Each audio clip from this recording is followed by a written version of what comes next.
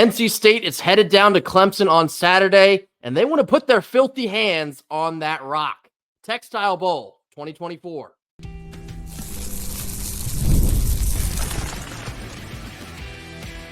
You are Locked On Wolfpack, your daily podcast on the NC State Wolfpack, part of the Locked On Podcast Network, your team every day. What's up, Wolfpack Nation? It's time to get locked in with Locked On. Thanks for making Locked On Wolfpack your first listen each and every day.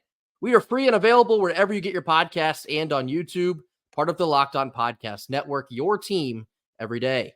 Our Wednesday sponsor is Gametime. Download the Gametime app, create an account, and use code LOCKEDONCollege for $20 off your first purchase. Perhaps you're still looking for tickets for this weekend's game down in Clemson. If you need them, get on over to Gametime. Happy Wednesday to all. As always, I'm Grayson Boone, joined by former Wolfpack defensive tackle Kenton Gibbs. Kenton, it's Clemson week. It is the biggest game left on our schedule. To be honest with you, it was always the biggest game on our schedule. This game has very large ACC implications for the rest of the season. Clemson enters this matchup with a record of 1-1. They got steamrolled by Georgia in week 1 by a score of 34-3. Rebounded in a massive way in week 2. They took it all out on App State. They won that one by a score of 66-20.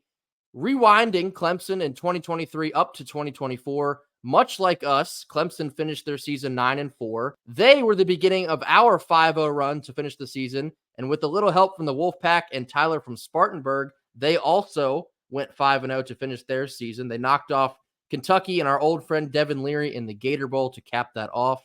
A lot gets made of Dabo Swinney and his refusal to use the transfer portal.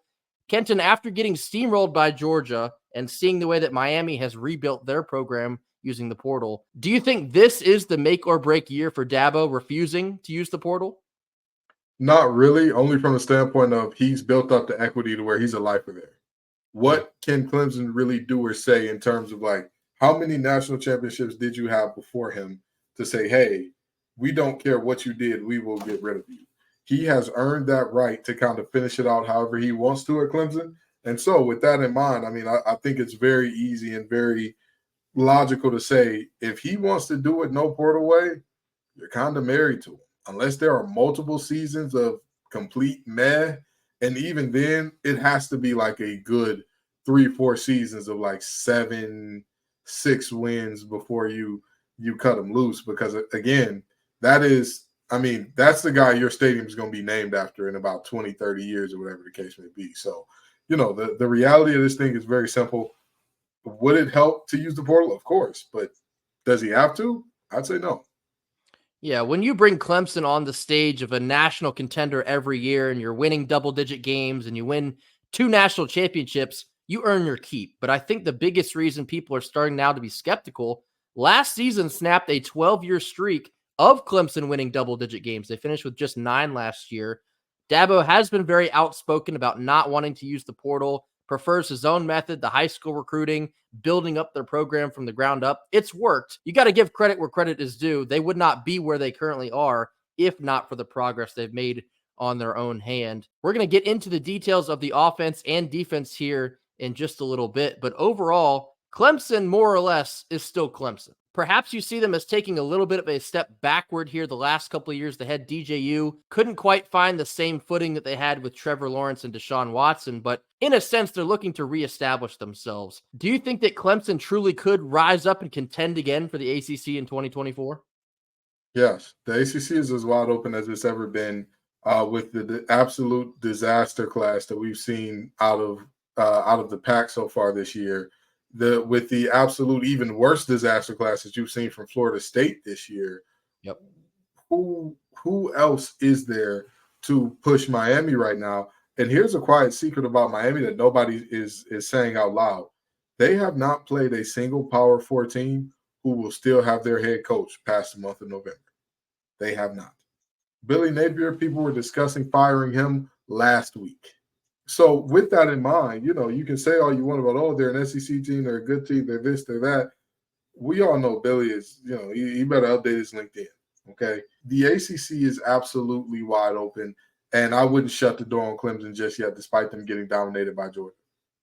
It's funny how different the dynamics change in just a couple of weeks. Coming into the season, I was very skeptical of Clemson. I thought they'd have extreme issues moving the ball on offense, which I think you'll still see some of as the year goes on. But with the way the ACC has completely, in a sense, made a fool of itself out of the gate here, I think Clemson should be probably looked at as one of the favorites to take this thing when it comes down to the wire in December. And I know Miami got off to a really strong start. They look great against lesser competition.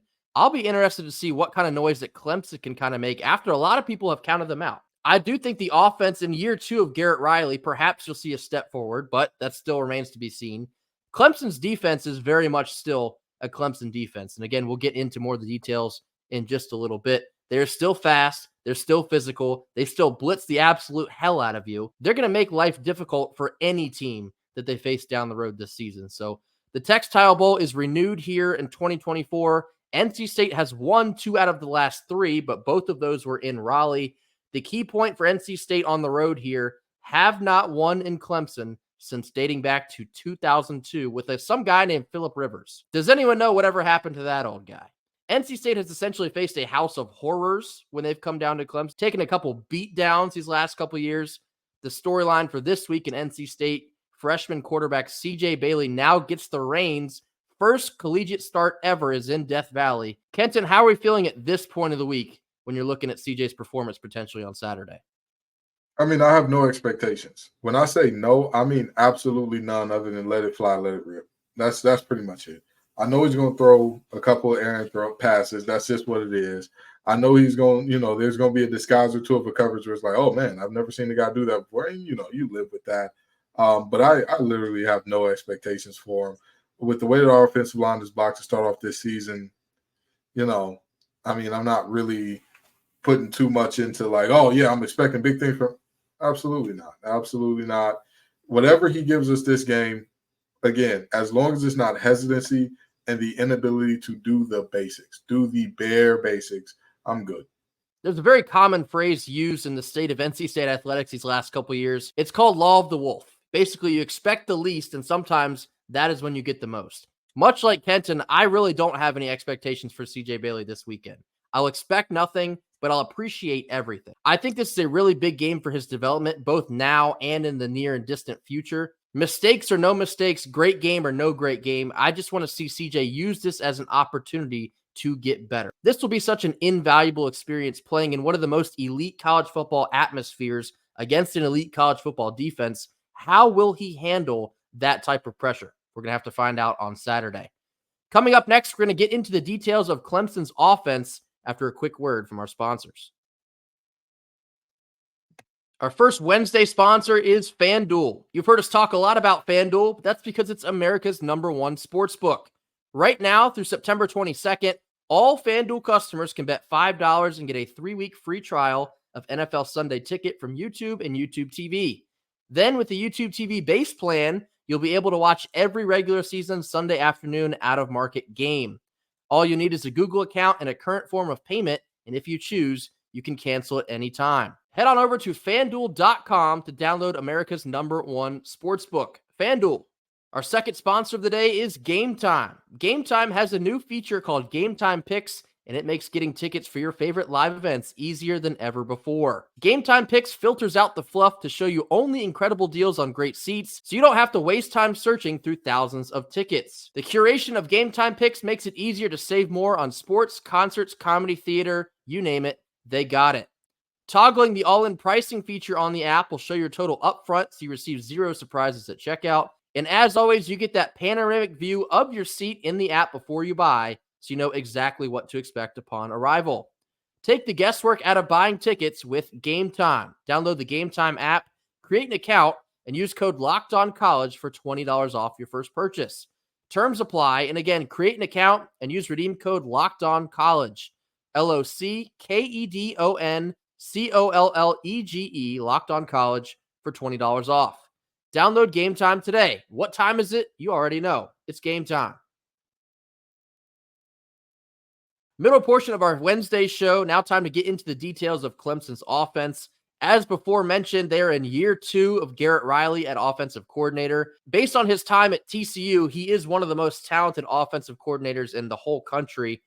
Being that he has Cade Klubnik under his wing for year 2, Kenton, do you expect more or less for Klubnik in 24?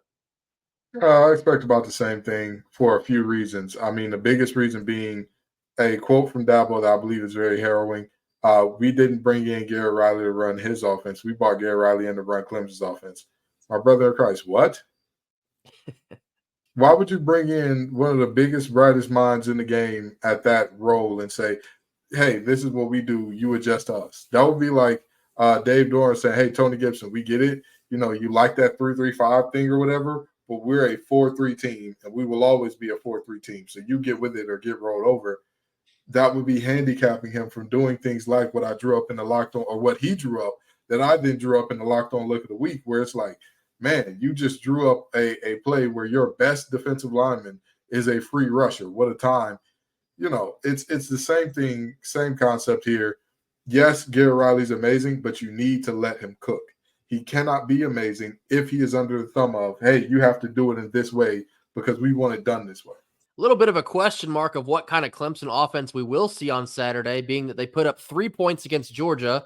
I mean, take that with a grain of salt. It is Georgia's defense. But then they put up 66 points on App State. Now, calling a spade, Cade Klubnik was very mediocre last year. We kind of called that coming into our matchup. We picked him off twice. We won the game. We told y'all before that game, if Clemson's going to beat us, you have to make Cade Klubnik beat you. Couldn't do it last year, and the result was the result. This year, I feel like the game plan is more or less the same. You have to find out if Cade Klubnik is a step above what he was last year, because if he is not, then I don't know if he can beat you. Cade Klubnik has a long history of questionable decisions with the ball in his hands, both fumbling and throwing interceptions. If NC State can provide enough pressure on Cade in this game, perhaps you could see him turn the ball over a couple more times. Yeah, and that's no doubt in my mind there. I mean, objectively speaking, you know, they looked against Georgia how we looked against Tennessee. It just was a complete outclassing, overmatching. But I think the biggest thing is that the offense didn't look competitive for basically the entire game. And this is an offense that has some playmakers on it, right? You look at the backfield and you see Big Phil Maffa, who's a load to bring down. If our tackling problems persist, you'll be looking at that big fella. You'll be looking at the back of number 7 a lot, and he'll be, striking up the band often. You look at Williams, who is their slot receiver. He's a fantastic, fantastic player. Tyler Brown out wide. He was a little banged up. They held him out for what they said were precautionary reasons. But he's a pretty good receiver as well out there. And, of course, you've got Brennick Stool, who, he's a matchup nightmare. He is like I would say like a poor man's Arondé Gaston, which is not an insult because Arondé Gaston is otherworldly. The things that he's doing is just like, he's not going to have to wait in the green room long. So, saying that Brennick Stool is in that category is not a denigration or a shot at him at all. It's, in fact, very much so a credit in terms of how much I think or how highly I think of both him and Gadsden. And the only liability on this offense is Cade Klubnik. Like, that's literally the biggest liability I've seen. Some people say the offensive line is meh, and I think they're inconsistent. But one thing about Cade Klubnik is he has consistently made bad decisions. So, to me, if you're looking at two groups, you say one is inconsistent, but when they're good, and the other is just like every time we're stuck wondering, what were you doing? I think that's a little worse. But, to that end, again, the offensive line is what some would consider to be the Achilles heel because of that inconsistency. But, they have playmakers out wide. They have playmakers in the backfield. They have guys that can go. Yeah, I agree with you. The offensive line probably is the Achilles heel of this Clemson offense. They were inconsistent. They were also riddled with injury in 2023. They're looking to find a lot more consistency to make this thing go in 24. You led me right into talking about Phil Maffa as a running back and the physicality that he possesses. This is a week that if NC State cannot finish their tackles, they're going to pay for it time and time and time after again. He's very strong. He's an extremely powerful back, and he will run you over and run by you when he gets into open space. Jake Brenningstool, in my opinion, I think he's one of the better tight ends in all of college football. He does an excellent job slipping into open space and being a little bit of a safety blanket for Cade Klubnik a lot of the time. I think he's a very talented pass catcher. Clemson actually returned 5 of their top 7 pass catchers. That is headlined by guys like Tyler Brown and Antonio Williams. Two key newcomers on the Clemson offense are both wide receivers, Bryant Westco Jr. and TJ Moore. Both of them had really nice games 2 weeks ago against App State. I believe they both scored touchdowns. Clemson fans are really high on the two of them. They are still both freshmen, but they're extremely talented freshmen. I don't exactly know what barometer you can put on the two of them this year in terms of productivity. However, those two names are going to be very commonly known here in the near future when you're talking about those pass catchers at Clemson. So I think it presents a very interesting task for the NC State defense. If Aiden White and Brandon Cisse are healthy enough, they're going to have their hands full with very talented wideout in Death Valley.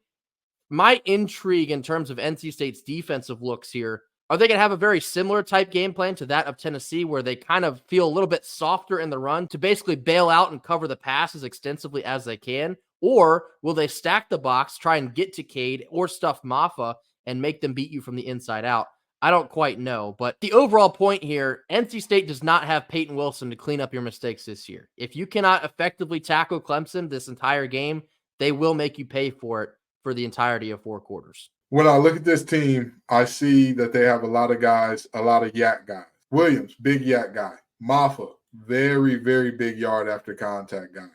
There are so many. Brenning Stools, another guy that he can get it done after the ball gets in his hands. So when I look at these guys and I say to myself, what do you think will be one of the keys to this game? It has to be by far that ability to tackle. It has to be that ability to, you get there, you get them down. I'm not expecting you to be perfect, but I'm also not expecting what I saw against La Tech, because that display of tackling, especially in the first half, was so pitiful. It left so much to be desired. It was just like, what are we really doing here? Coming up next, we're going to get into the details of Clemson's defense after a quick word from our sponsors. Locked on Wolfpack listeners, have you heard about ROY? It stands for Return on You, and it's a new platform that lets you, the fans, get involved in NIL like never before. You can make contributions directly to all of your favorite athletes. By supporting these players, you can help shape rosters, retain talent, and keep your favorite athletes out of the transfer portal. As you all know, NIL has changed the game for athletes. ROY changes the NIL game for fans. Fans' contributions are securely held and are only distributed if the athlete makes the decision that aligns with the fan's support. If not, the money is returned back to the fan.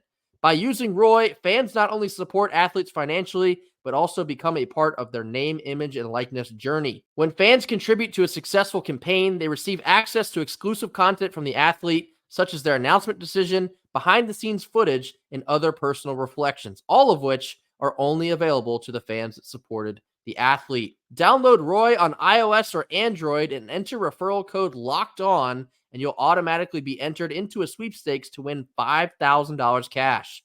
Visit joinroy.com for additional details. No purchase necessary, void where prohibited. Get off the sidelines and get into the NIL game with ROY. Last couple minutes of our Wednesday show, now diving into the details of Clemson's defense.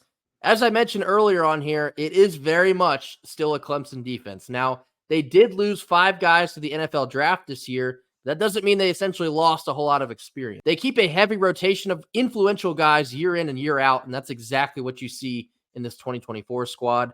The defensive line for Clemson is probably the second most talented line that NC State will play all year. That is behind Tennessee, struggled with mightily 2 weeks ago. This line is highlighted with guys like Peter Woods, who's been a little bit hobbled of recent. However, I'm led to understand that he has not missed any practice and more than likely will be a go on Saturday. TJ Parker and DeMonte Capehart are 2 other names that you should really keep an eye on. We're certainly hoping to not hear their names a whole lot on Saturday, but that presents a very tall task for the NC State offensive line. Yeah, you talk about the front end, so I'll get into the back end a little bit. I get it. Another Terrell playing for Clemson. Is AJ back? No, he is still, in fact, in the NFL. That is his little brother, Avion, coming out of the tunnel for Clemson this time. And he's a ball player as well, right? That secondary lost Andrew Makuba, and you think to yourself, man, they're primed to take a step back in some regards and all that. But really, if you're thinking that, that's because you don't know this team. Those young DBs that they had last year took some lumps early, took some very, very tough games early in the season, but they got better and better and better as the season went on. And now they're at a point where, I mean, they look really good. They look really, really tough to score on. Georgia, until the wheels kind of came off at the end of the game, did precious little as well. So, that is a game that the score doesn't really tell you how close it was or how long it was close in terms of their game against Georgia. And that's because, again, this secondary has some guys that can absolutely do it, that hung in there tough, that were right there every step of the way until late, where it was just like, all right, there's only so long you can keep putting a defense out there before the offensive coordinator figures it out. They got scholarship guys over there too. So, that's kind of one of those things. But this is a group in terms of health. They've been very healthy. Of course, Barrett Carter is the guy who, he's a freak. He's a freak at linebacker. And stop me if you've heard this before, Clemson has another freak on that defense. Stop me if you've heard it. But yeah, that's definitely Barrett Carter. He is a guy that, what can't he do on a football field? He can blitz effectively. He's good in coverage. He has a very good amount of closing speed. He does a little bit of everything. Ray McLeod's little brother, who was a linebacker, first off the bench type of guy, is out for the season. But again, they still have plenty of dudes over there. So do not hear me say, hey, there are injuries, or hear Grayson say this guy has been hobbled and think, oh, yeah, this is going to be very pliable for us, because that may not be the case. You talk about Barrett Carter returning to Clemson this year for his last year of eligibility. In NC State terms, kind of think like a Peyton Wilson situation. He's doing them a massive solid in coming back to school for one more year. I wouldn't exactly compare him to Peyton Wilson, but the talent is not that far off either. He is a freak of nature in that linebacking core. They actually have a couple of them. Wade Woodaz as well. He returns to the Clemson defense. He's currently their leading tackler. You're going to see him all over the field. They're very excited about a freshman by the name of Sammy Brown. In terms of starting, I don't know how much you'll see him on that type of front, but I think he is a rotational piece, at least for now. He is certainly on track to be a freak of nature in the near future for Clemson's defense. It's just a Clemson defense. I know I keep saying that, but what you come to expect every year of a Clemson defense is extremely fast, extremely physical. They can cover a lot of ground in a short amount of time. They're a senior-led group, and they're going to try and make life hell for freshman CJ Bailey back there in the backfield for NC State. Much like the game plan was for NC State last year in terms of just feeding Casey the ball and letting him get yak after that, I wouldn't exactly be mad at a very similar type game plan in a game like this one. You want to take pressure off of CJ Bailey, help him distribute the ball to the playmakers, and then let them go to work after that. Because realistically, if you're going to rely on CJ Bailey to take shots downfield or over the middle, Clemson's probably going to be waiting with open arms for situations like that. So make life as easy as you can on CJ Bailey, because Clemson's defense certainly looking to do the opposite. That'll do it for us here on Wednesday. As always, thank you all so much for joining us. Be sure to hit that like button, drop your comments in the comment box. Tell us who you have your biggest eyes on in terms of Clemson's offense and defense. Any names to watch, any potential X factors for Clemson in this matchup on Saturday. Let us know any other thoughts you have on Clemson here in 2024. Get those down in the comment box. And if you have not already, mash that subscribe button. Coming up on Thursday's show, we will have a Locked On crossover episode with John Bivens. He is the host of Locked On Clemson. Certainly looking forward to airing that one for you all. Another good episode. We really enjoy doing these crossovers ahead of the weekend matchup. We'll see you all right back here on Thursday for that crossover. And until then, go Pack. Go Pack.